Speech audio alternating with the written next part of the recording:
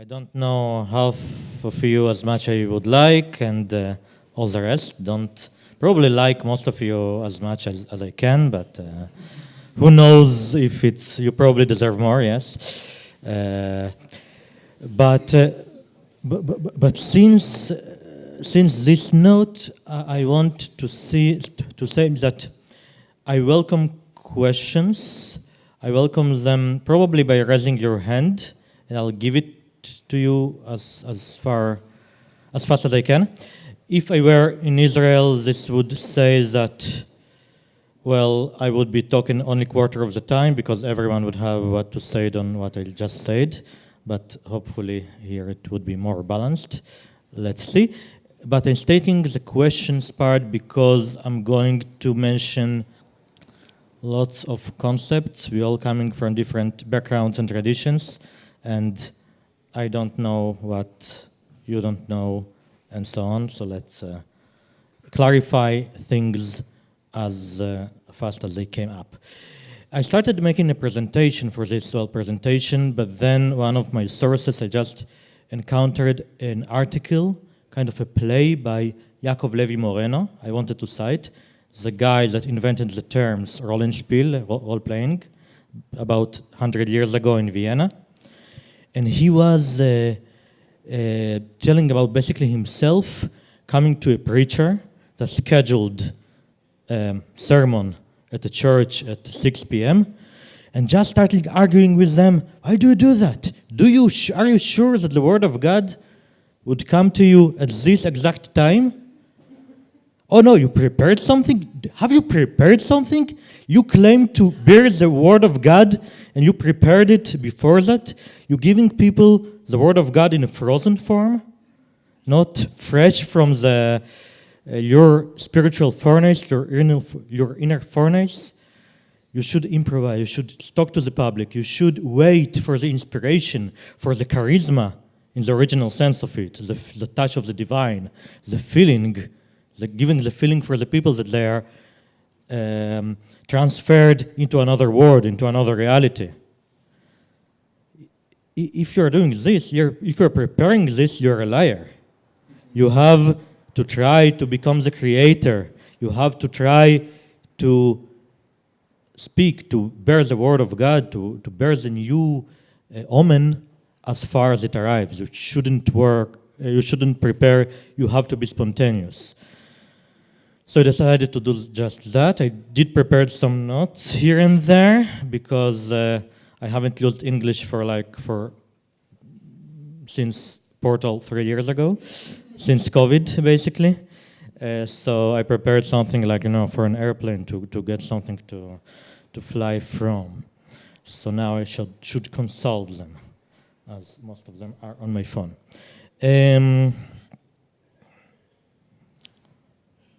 Yep, so let's start with a bit of history. I'm sure it's a history you are familiar with. Long ago, the world was in perfect harmony as people and spirits lived together. And it was a world of magic, of nature, of perfect understanding, but then something happened. The men got ambitious. And they got technical, and they got cruel, and then they did some stuff, and the great thundering that teared the worlds apart and left the people in the world of wonder, in the gray world of mundane stuff, so boring and so great that they had to invent technology to survive. And the world of elves, the world of wonder and magic and possibilities and poetry, infinite poetry. And we know this story is perfectly true because we got so many retelling of it in the past 150 years. It happens so much. So yes, I told it so, but there must be something in it that rings true, because we keep going back to it. I think there is some historical truth in this story, and if so, the man that caused this great thundering maybe was Martin Luther, but I'll go back to it. But right now, let's think of the truth, of the kind of truth it offers us. We don't think it's happened in certain dates, right? But we do think it. We keep getting back to it, approaching it in different ways because it does describe something we feel. And the name of such truth is a myth. And of course, I won't, of course, distinguish myth from a lie. We often use, yes, it's a myth, it's not true. I'm not talking about this kind of myth. I'm talking about a myth that, as I said, a shortcut of some understanding we have instinctively on a cultural level. We probably inherited it from our culture, but we also check in it. We see myths do change their shapes. So it's something we take from past generation, but also metamorphose as we go around. I would also like to make one more distinction between mythology and mythos. It's used in some academical articles. Mythology is a bunch of dead myths. They were used by a culture as mapping, as symbolic maps of their own worldview, of their understanding, but now they no longer use them. Maybe they changed religion totally, maybe they were conquered, maybe they were lost their language, but some other cultures come to them, it's like, an album with butterflies and say, okay, Zeus did this, and Poseidon did this, and Odin they try to make some order in this. They research them in a scientific way. But mythos is the map of a living culture. It's a part of symbols that we have and that we react to. It's stuff that we actually believe in. The myths of our Western culture are such things as, let's say, individualism. We duly believe, our culture tells to us that a man are living in oppressive culture and in community, and he needs to find himself, to do a teenage rebellion and go on and reveal what he really is and be disconnected from his surroundings. And while there is some truth to it, as in all myths, well, it's more complicated. We know that people are more happy when they feel surrounded by family and community and all the webs. And lots of other stuff that we held as sacred. The problem with our culture, with current culture, that we no longer have legitimate means of connecting to the myth, of talking to it. We're left only with broken ones. Because there are two ways to connect the myth. One is very, very mentioned in the literature, and in fact was much talked in the previous talk, which say ritual. When we have myths, we want to reenact them in the world. We want to say, okay, this is me, this is the higher truth. I here embody the higher truth in this social event. Or, for example, if I am a Catholic Christian, back when they actually believed in this stuff, when it was actually relevant to them, I feel that I really need to show how humble am I, or how much I need fortune in my business. So I go to the tomb of some saint that is connected to this. I do the journey. I make a magical soul-searching quest in the way by my foot. And then I go and I get a revelation, and I get something strong, and I feel that, yeah, I did it. I reserve the blessing. There is some value in my culture, and via a symbolic myth, I managed to touch it. Should I do another methodical explanation or proceed? Maybe I'll do one more little explanation. I think most of people that deal with myth and archetypes and so on are very influenced by Jung, which means they say, okay, there is some eternal archetypical stuff that is common to all people, that is relevant in its eternal archetypes. I don't believe that. I don't think it's true. I think it's all cultural dependent. And yes, most cultures deal with pretty much the same stuff. In most cultures, we have myths about fatherhood, motherhood, sex, about death, yes, exactly. And we have to create some understanding of that things, and because people are similar, many of these understandings would share common notes. But if, for example, kids would be no longer bound to a family, but, I don't know, raised in vats, in bunches, there would be stopped being myth about fatherhood and motherhood because it won't be relevant. There would be another myth that would come into being. With gender, the same. If in 40 years humanity would decide male woman and female is not very important distinction and anyone can change at any time, then our mythosphere would change radically. And we would stop to understand many of the myths that lived until today. So it's some sphere we have to deal with, and we're dealing with it all the time. But as I said, okay, Christianity worked until it stopped to work, little by little. And then in Europe, probably in South America, it still works, yeah?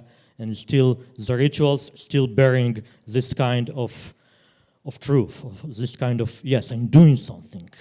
This sacrament, it's not I just saying it because it's my community doing it.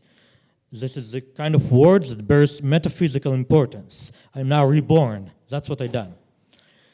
And then Europe started to do other stuff.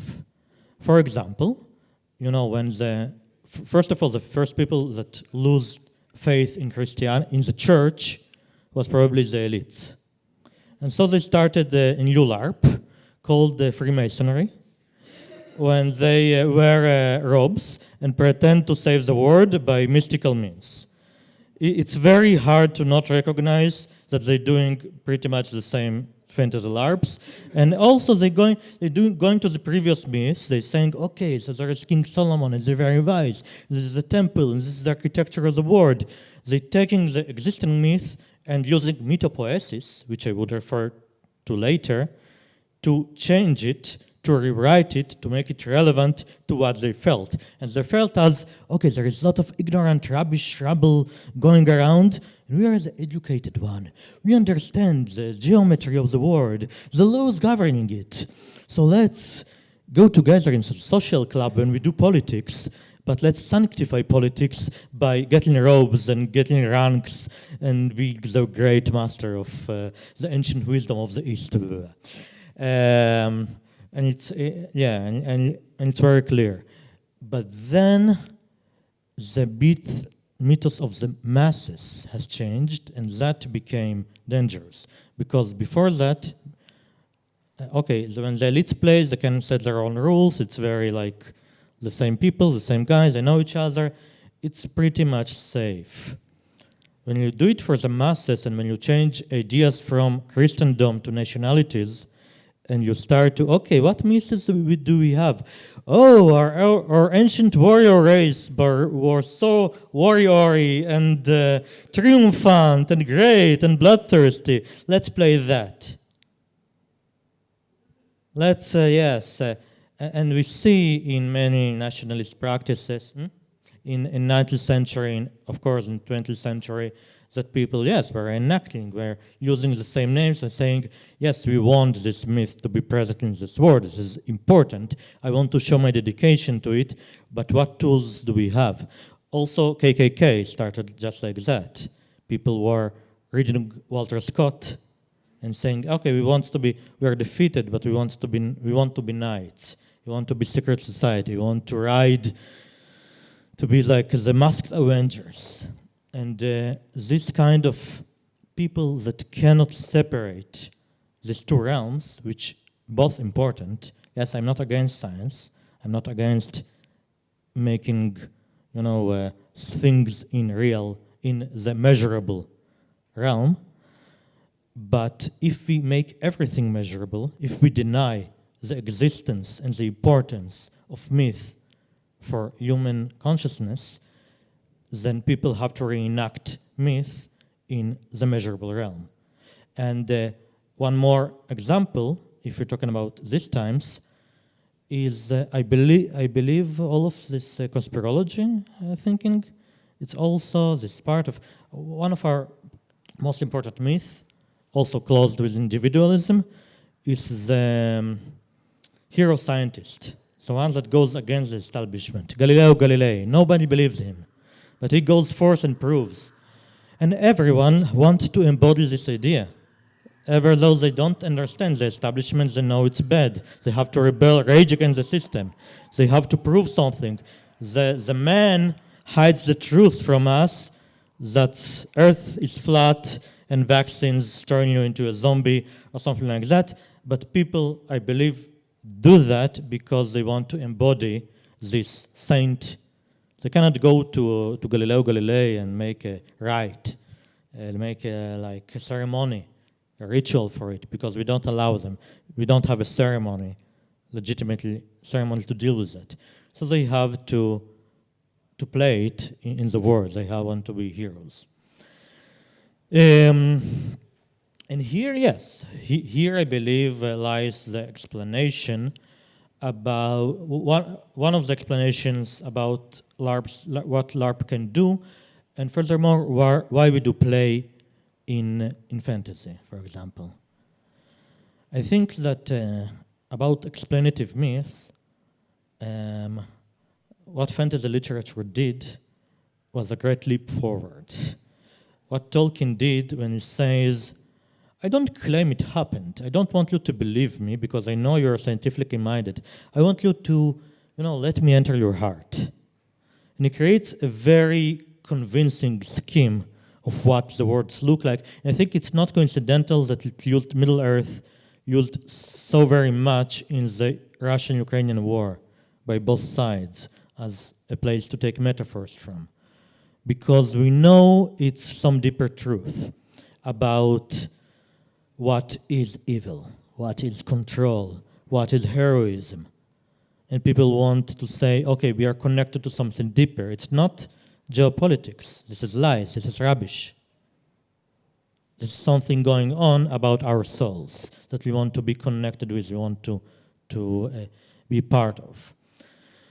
And yes, and I think role-playing in every place, when I was reading Playing at the Word by John Peterson, the guy that researched the history of role-playing, I think it's very, very, you can see that role-playing, tabletop role-playing, evolved shortly after Tolkien gets to the same language.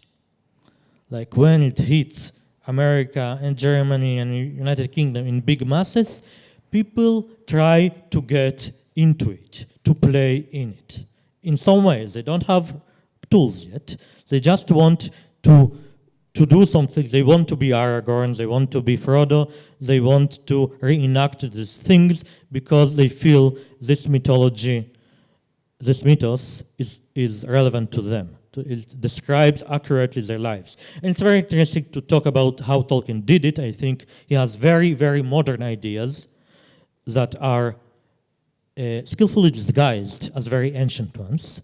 And this kind of making an order of things that were and things that as they are is exactly what people needed in this time. Lovecraft mythos, the mythos of Lovecraft pretty much is also providing a different worldview and also very seductive to play in.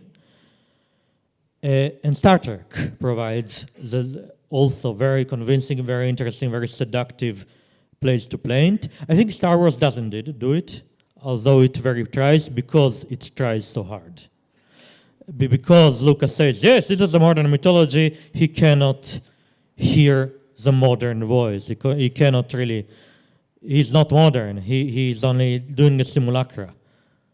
He's doing a copy of some mishmash of ideas without expressing anything authentic. But of course, there are many other mytho systems that are also prominent and we play in. And this is some point of playing in cliches. You know, everyone wants to be very original, and sometimes it's nice and interesting to be avant-garde and make something very weird and very experimental to challenge social norms. Yes, it's all good, but there is a good reason why big fantasy LARP are so successful. They offer a place to play, to reenact, to use the stuff we hold as sacred, we hold as noble, we hold as life-defining.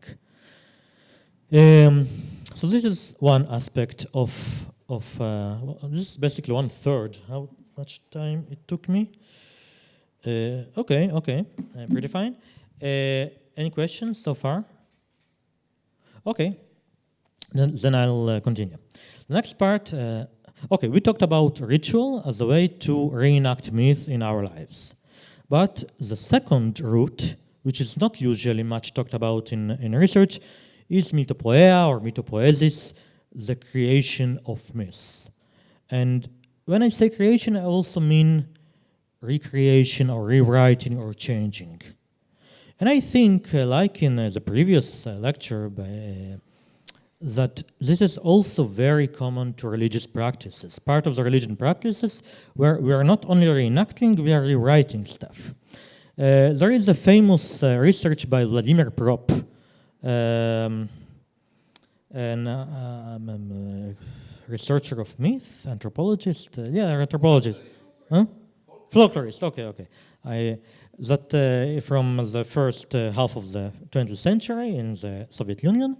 Let's talk about the historical evolution, maybe, let's say, of development of the folk tale, of the magical tale. And he basically goes around gathering versions of the same story from various cultures, from hunter-gatherers, because the Russian Empire encompasses so much types of human behavior, of human organization. You can go and see, okay, how is this tale told in a society of hunter-gatherers? How it's told in a society of this and that and so on. And in comparison, it says, okay, there is some evolution. It's not only this eternal tropes, yada yada, which I don't believe in. Stuff are changing. Yes, it's important to be in continuity of what your ancestors told. We don't want to erase them, God forbid. But we take and retell stuff. When our society is becoming more civil, more gentle, some stuff are going, maybe it was something we did bad, but now the villains are doing it. Maybe it was something that humans did, but now it's monsters or giants, someone that outside of human society. Maybe back it was like rape and, I don't know, murder and so on. Now she is locked in the tower. We're substitute stuff. So when, and we know it from like Brothers Grimm as well, the stuff that they dealt with, the stuff that they produced, the stuff Disney did in the 40s, the stuff, and so on. We see that happens, it's perfectly natural thing to do. Although, sometimes I would argue that doing it with too much understanding what you're doing, like with George Lucas, get stuff false. When you're like, oh, I must teach people to do that. You're not truly saying what you believe. You're saying what you want to pass on. It's something. I'll get back to it. I'll get back to it when we get into LARP. And so, this kind of, okay, yes, we're doing this ritual, but we're doing this with variations. We're changing some stuff. And each generation subtly changes to match the language we act in. Sometimes there are major innovation. It's also very culturally dependent. But for this, you need you need to understand this is a different kind of truth than the measurable one. And when you don't understand it, stuff gets really hard to change. Stuff gets stuck, and instead of changing, they need to be broken. And then violence gets in, and then people get hurted, and then culture wars are embarked, and so on. And I say, let's get back to Martin Luther. I think his fault in this is saying, okay, the Bible, it has one true meaning. And I have some philological knowledge, and I can say exactly what do they mean. And there are a lot of other scholars that say, no, you don't understand it. You don't understand that.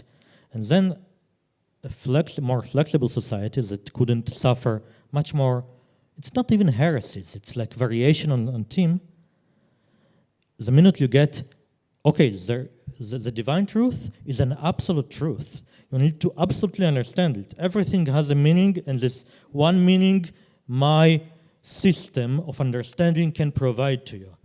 This minute you get truly stuck, and your society starts to, go to break up, because people cannot suffer it, and some people has different idea what does it mean, and so on. As a contra to it, I want to suggest some Jewish tradition of dealing with mythos that are also tend to rigidify as times goes on, but are still imbued in the culture. For example, about the meaning of texts. So there is this kind of, the tradition is of a midrash, which is basically came for the word for questing. You're questing or searching in the sublime for new meanings. You cannot really interpret because you don't know the truth. The truth is always bigger than you, but you are hunting for these new meanings. And thus, what fruit was the fruit of the tree of knowledge? What is the... Okay, so in the Christian world, the usual imagery is apple. But in Talmud, you have people saying, it was wine. Why? Because it brings so much sorrow to people, so it was grapes. And the other one saying it was wheat, because the punishment, you have to work a lot to get it out, so it was wheat, the fruit. And someone else saying, no, it was actually chocolate. It was choco. It was the fruit that we found in Spain. It's so magical. It's so crazy.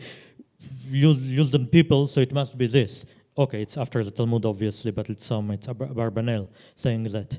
And someone saying, it's a tree, it's a magic tree that has all the possible fruits in it, in the same fruit. And someone said it was a banana. And then it was, okay, should we decide? No, we won't decide. This is all the possibilities we have thought of this day. So you just go wherever you want in your next speech. I checked it once, and it was the word fruit.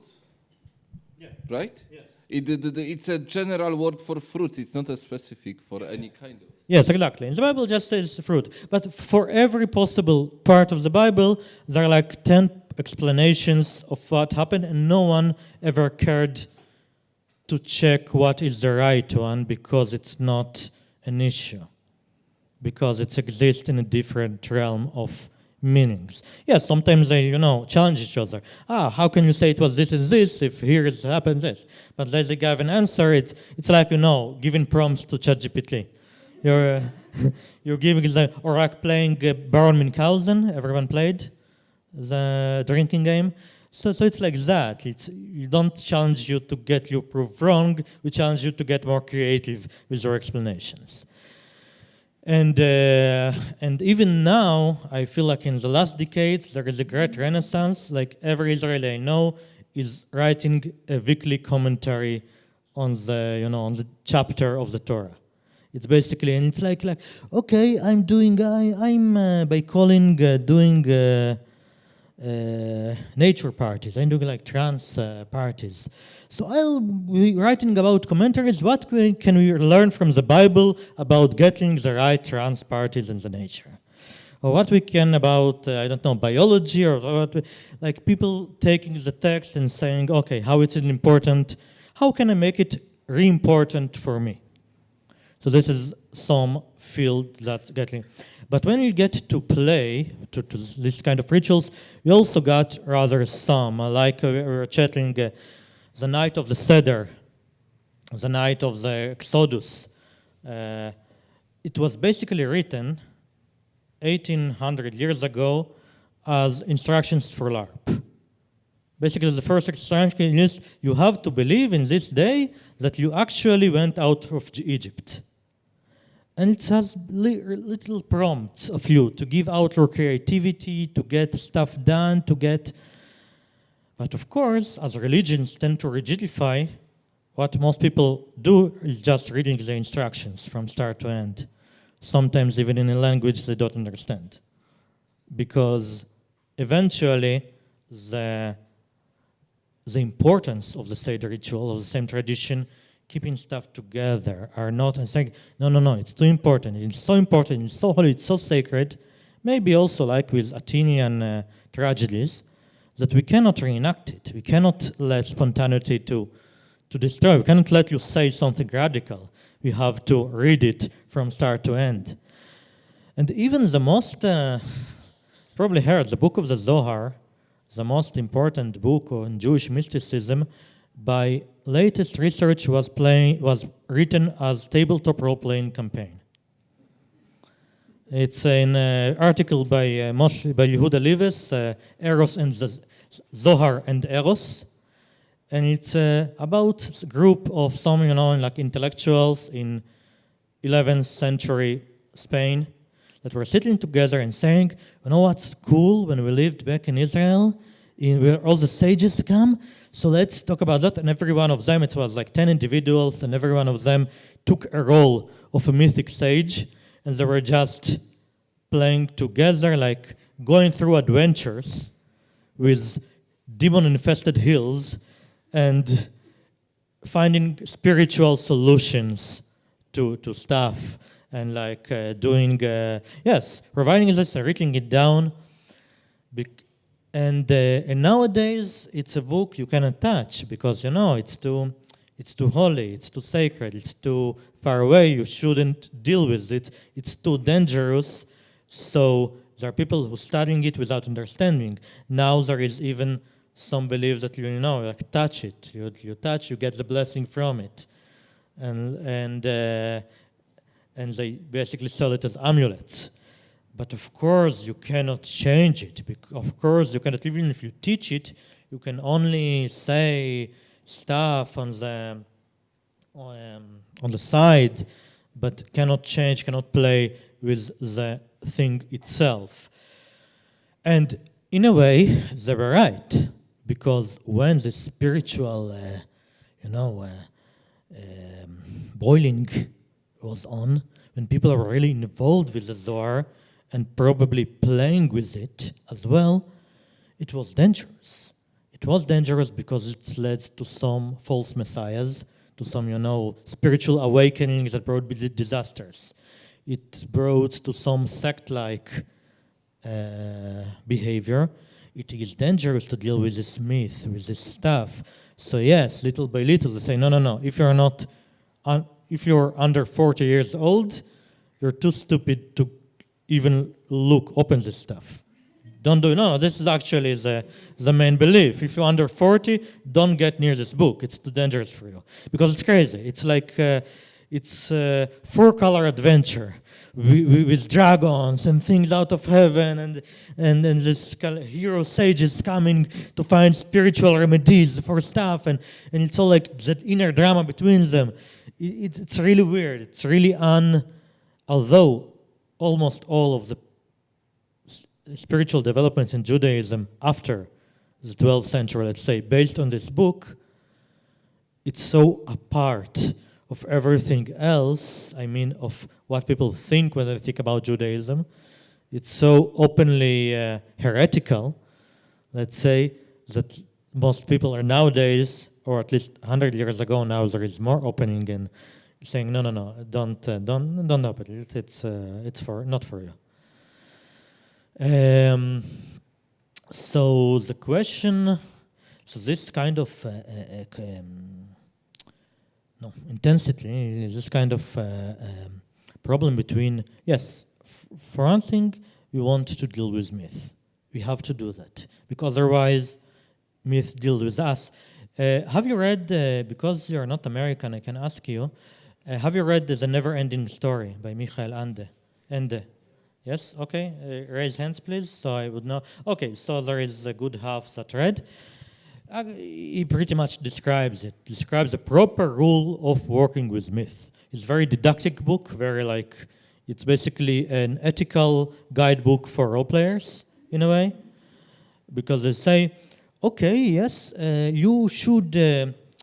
fantasy should be used, because if it's not used, if it's like stuck in the corner, the creatures of fantasy get to the real world, and then they become lies and advertisements and political tools to rule the people. So if the people don't use it, someone evil would. And this is basically the guidance that he gives. But still, as I said, he also has this possibility of getting lost inside fantasy, of forgetting yourself, of getting when you deal too much, when you don't reflect things back, when you don't bring them back, enact them, use them in the measurable word, you tend to get, it can lose meaning.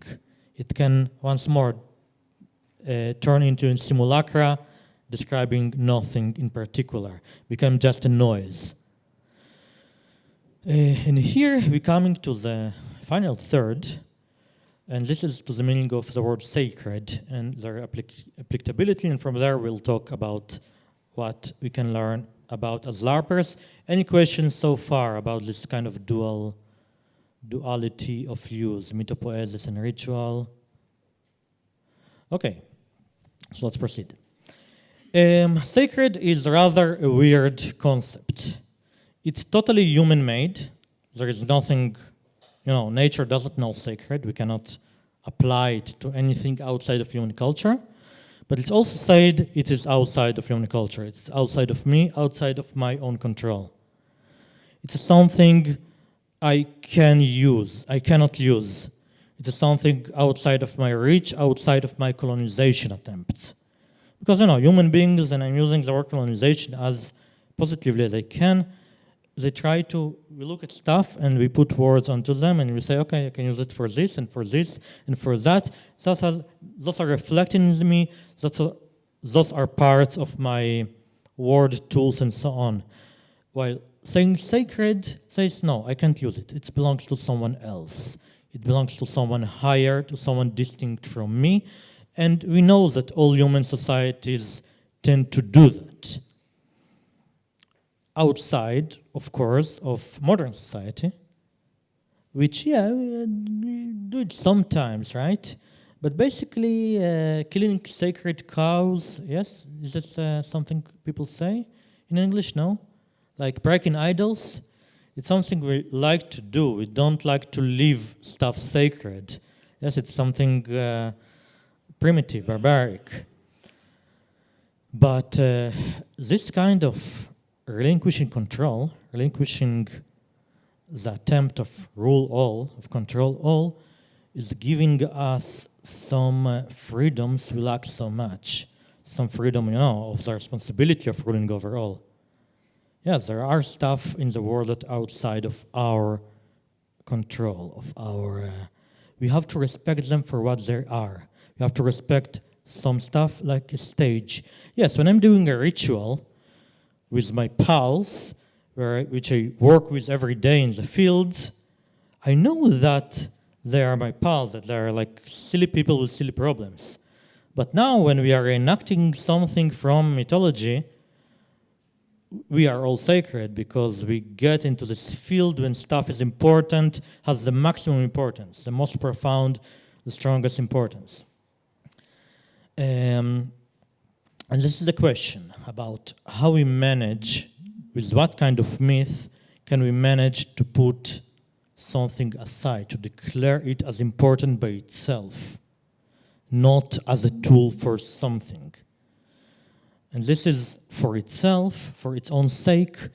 I think it's when it's not human connected, it's something that Western people struggle very much to understand, to wrap their mind around this concept.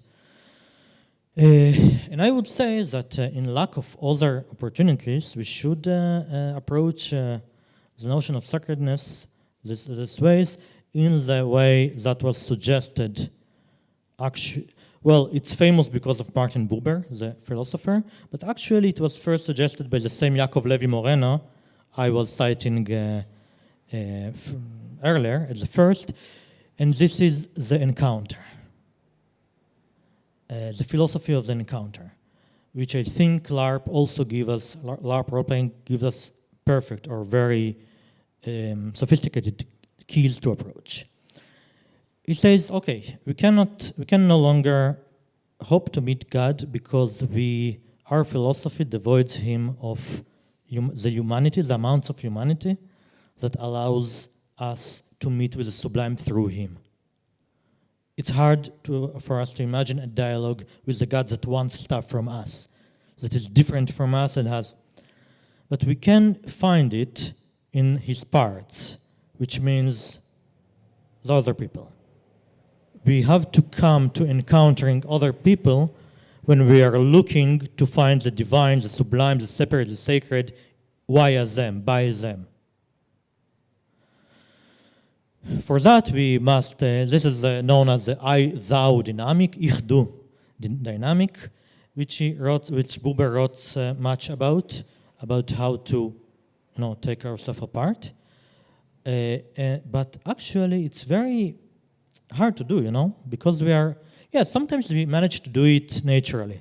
Sometimes we manage to meet the other randomly, the conversation we have on bus stations, which can be really profound with total strangers, it can be really profound, really deep, really total meeting. We are opening up, but it becomes harder and harder.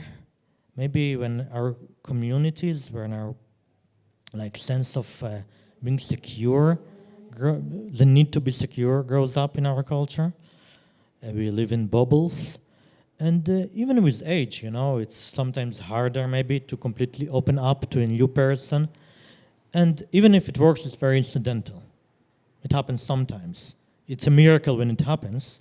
And it happened to me rather a lot of times, yes, but each time it's a miracle. Can we strive for it structurally? And here I think LARPs came in. Because the biggest problem of this ich-du encounter, and not I eat, but I, you, I, thou, is the problem that we all exist in a society. A society that has restrictions, demands, internal hierarchies. And yes, if I talk to these people for 20 minutes, I think, okay, but what can I get from him? But what important connection, what possibility, what can I use him for? And then this kind of innocent meeting goes off. And the sacred is missed. The miracle is going away. But, there are attempts of some subcultures of society saying, okay, in coming to this completely pure, we don't talk much about himself, we come into this retreat and this, that, and we are far away from society. But I think most of us realize that when we're trying to empty ourselves, if we are not like bodhisattvas, it's mostly failing. We feel himself about, okay, so this is some new social hierarchy. So this is sort of new environment when we have to survive. What do we do? And what LARP suggests, it's not emptying ourselves, but using other parts of ourselves that are not used usually. And this is something that Moreno talks about. He says we have a lot of surplus reality in here, which is very connected to myth. We hear stuff. We know a lot of different. We have a lot of different understandings of the world we cannot use. We are bound in our roles as father, brother, teacher, citizen, so on. In each of them we can express a little bit of ourselves. But it's a very little bit, and we can meet ourselves in very little amounts. But if we embrace Yaakov Levy Moreno. He is the man who invented the term roll and spiel, role-playing game, role-playing, sorry. And yes, and this is basically and he's most known as the inventor of psychodrama. Yes, and you think we have a lot of, garbage inside of us. This kind of, it's garbage because we cannot use it and throw it. It can be used, yes, but since we cannot pull it inside, because I'm not only a citizen or a neighbor, which are important roles. I also, I don't know, a magical princess. I also a dark lord. I also this and that, and I need the opportunity, and also other people that I meet. I have like a director that is a boss, which is really cruel. I want to be him sometimes. And Moreno also is very mystical. He's coming from Hasidic tradition, and he has this kind of understanding that the man reflects God, or he is a conduit of God's grace to this world. And in order to use this, in order to bring this kind of positive apocalypse, positive revelation of everything, we have to strive to reveal as much roles as possible in social contexts. And of course, he tries to do it with some kind of immersive improvisational theater, and he tries to do it with basically society managing, which turns to be psychometria, and now used mostly by companies that want to, fire people that are not socially competent, which is totally the opposite of the original use. And yes, but because this is the way, and use it for therapy in psychodrama, because this is the stuff he found use for in the world. He settled on psychodrama because, well, once again, there were money in it in the 50s. But he has this really apocalyptic vision about humanity embracing its spontaneous nature, the nature of not the finishing story. Actually, he has this article, he has this book in which there is an article called Would Humanity to Survive, something like that. And he says, what written us most are the robots. The robots are promising us perfection. And perfection is stupefying. It's like your rigidity, once more. And this is very tempting. And to not be like that, we have to like our art not complete, but in making all the time.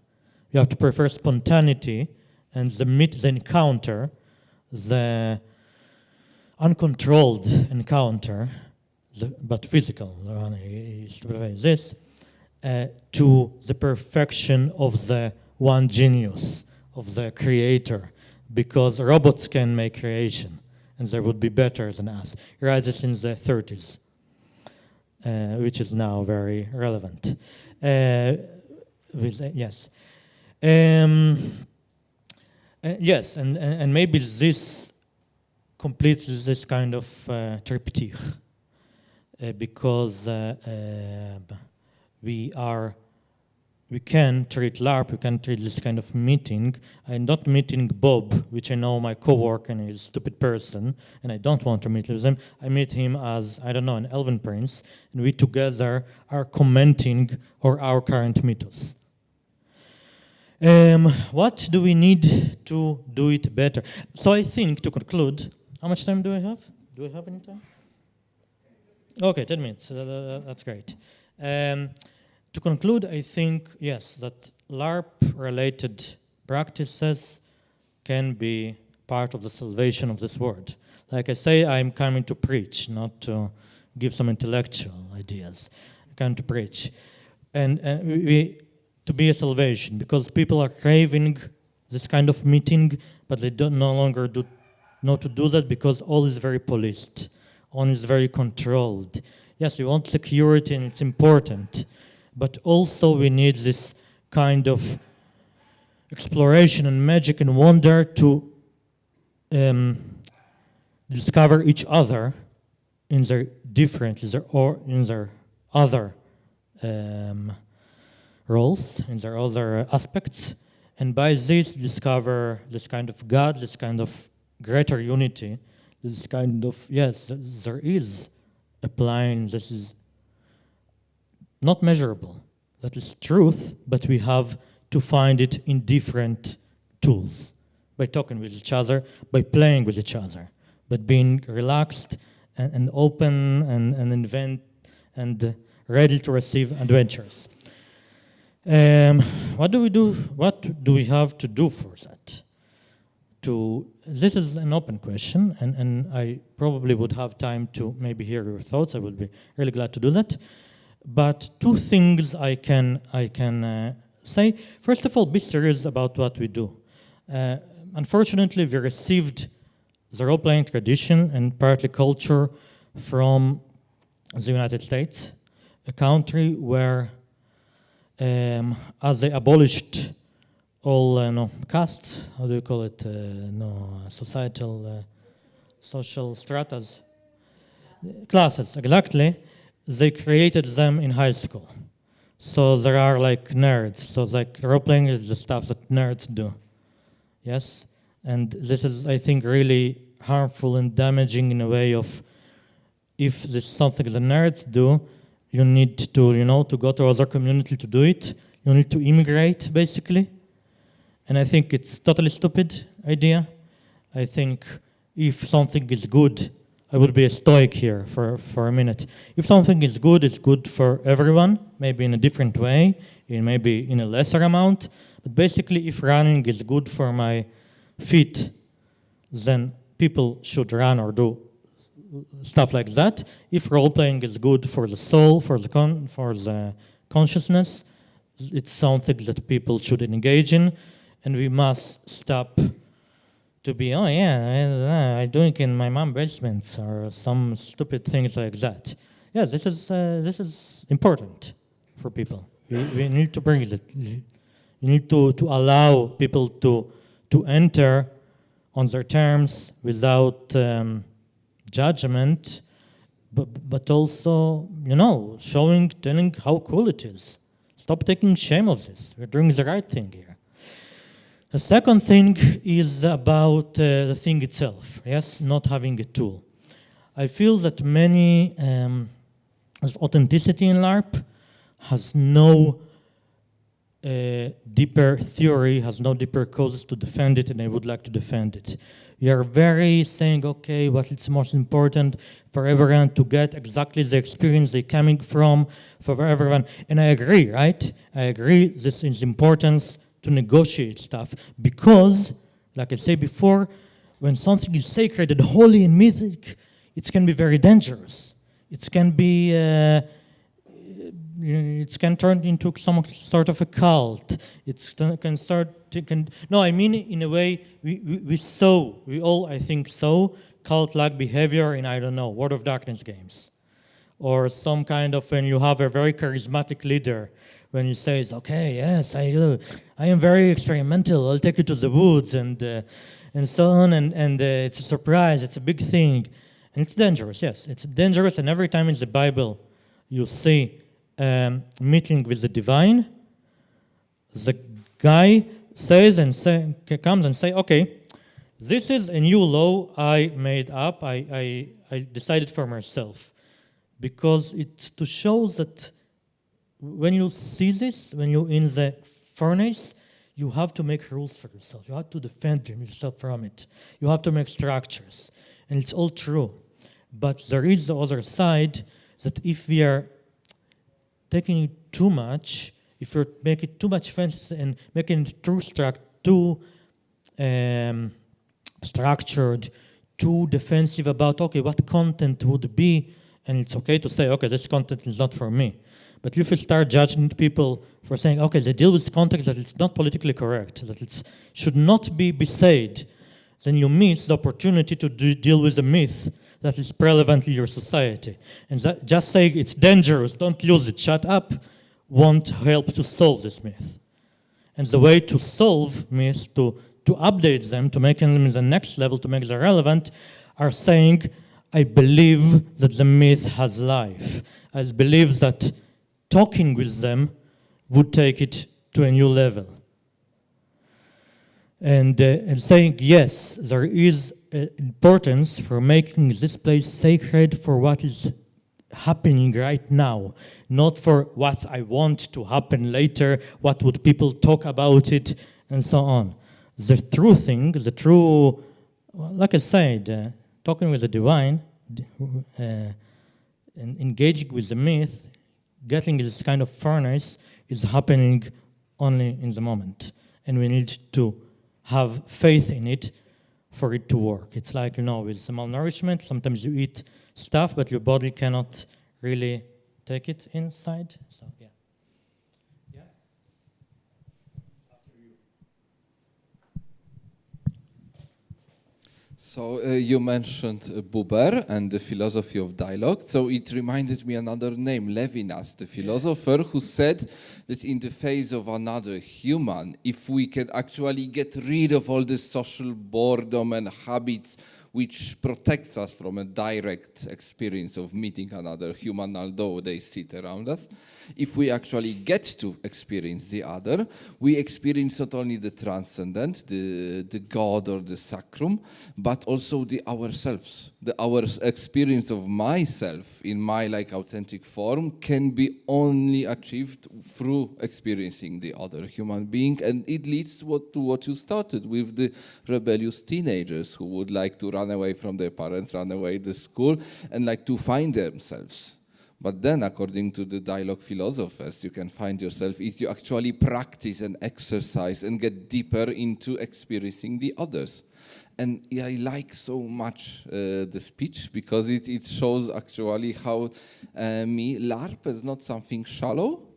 A lot of not LARPing friends will say, okay, but you're dressing up, you're playing it up, like your emotions with your someone playing your mother in a LARP is more shallow than your real relation with my mother. Well, actually, I don't know if I agree. I can have deeper emotions in a LARP, while in a family or beside friends, we would just continue with the small talk because from there it's just boring. So for me, I just see now LARP as a practicing of real or authentic experience of communication with the other beings, which can lead me either to upper to the transcendence or deeper into my real self. And I have another one reason to do more LARPing. Thanks to you. Thanks.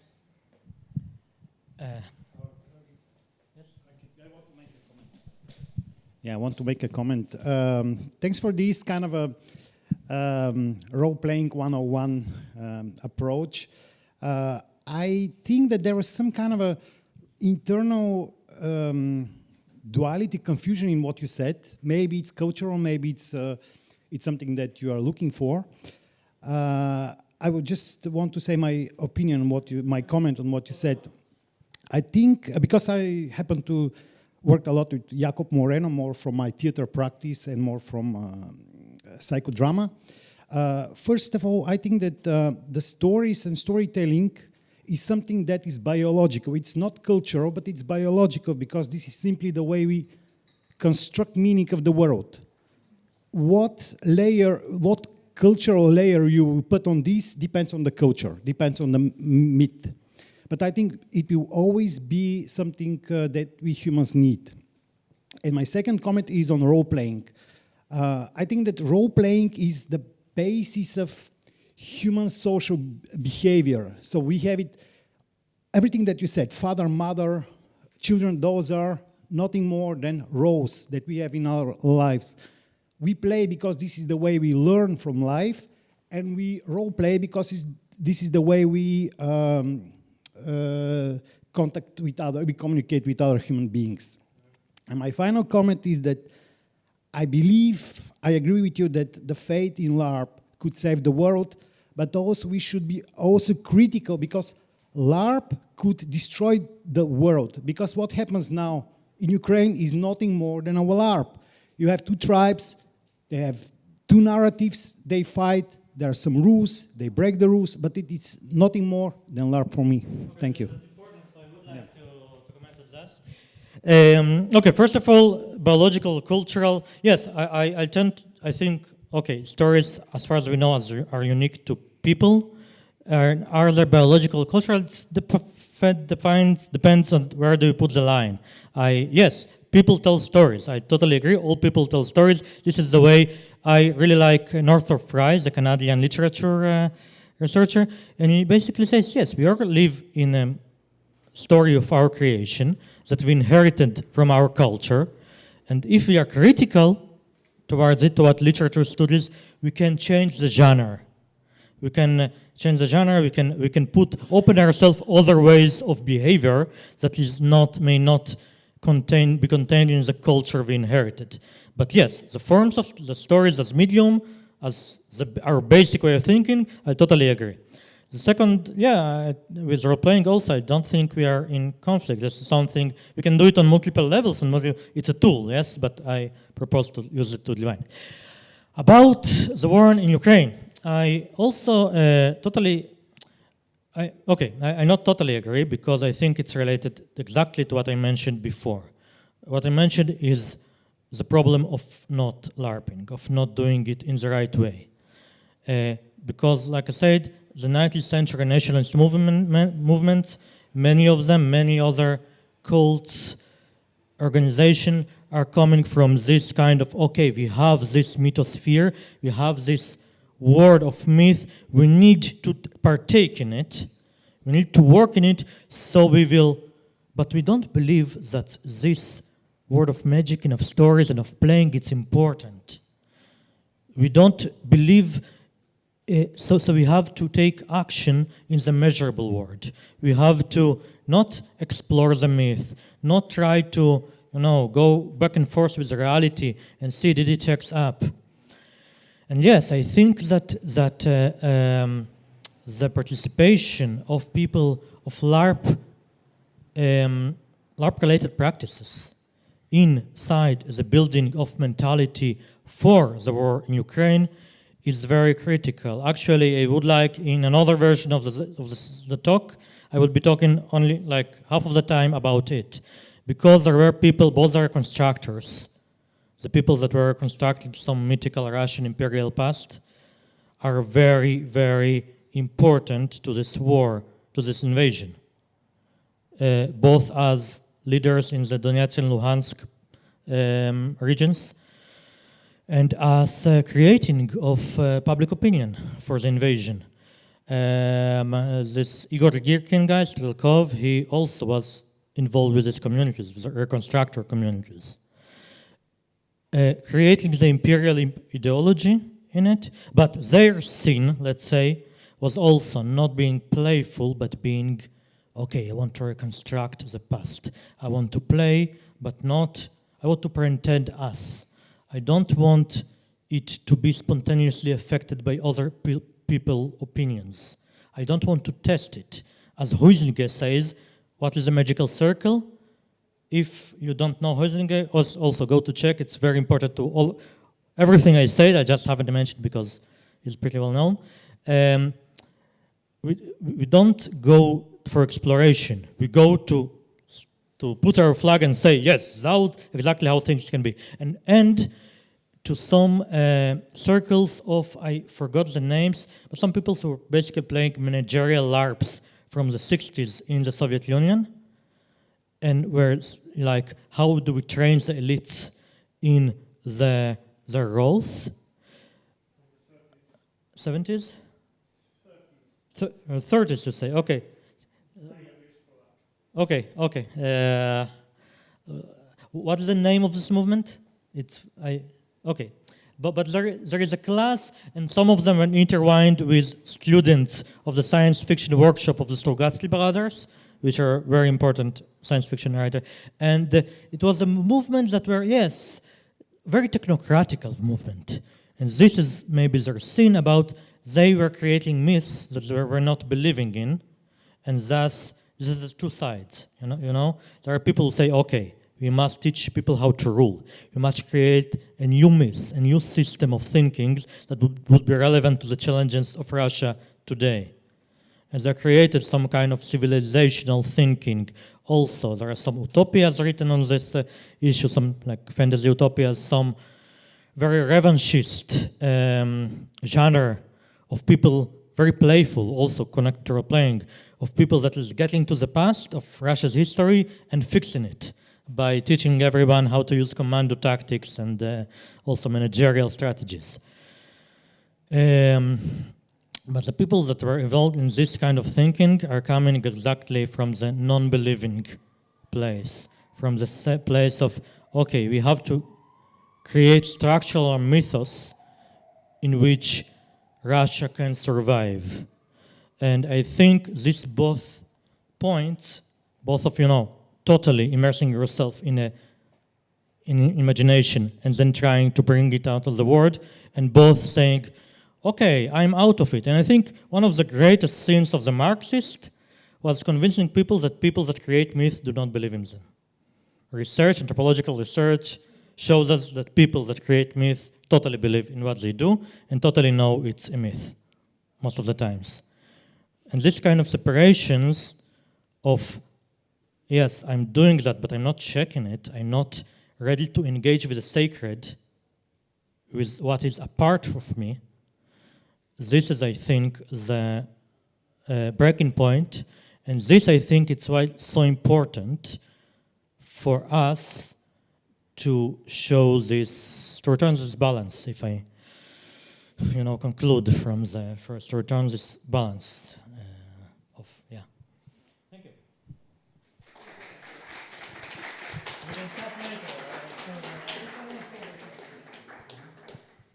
Yes, we can take that conversation to the black water fountains and the glades and the meadows.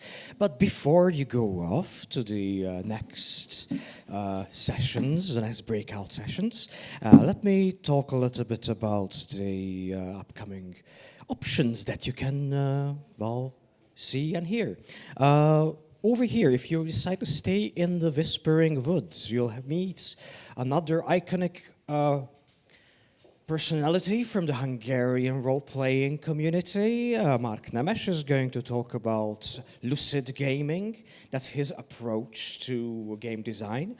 Play lucid games, win lucid prizes is the title, so that's going to be here.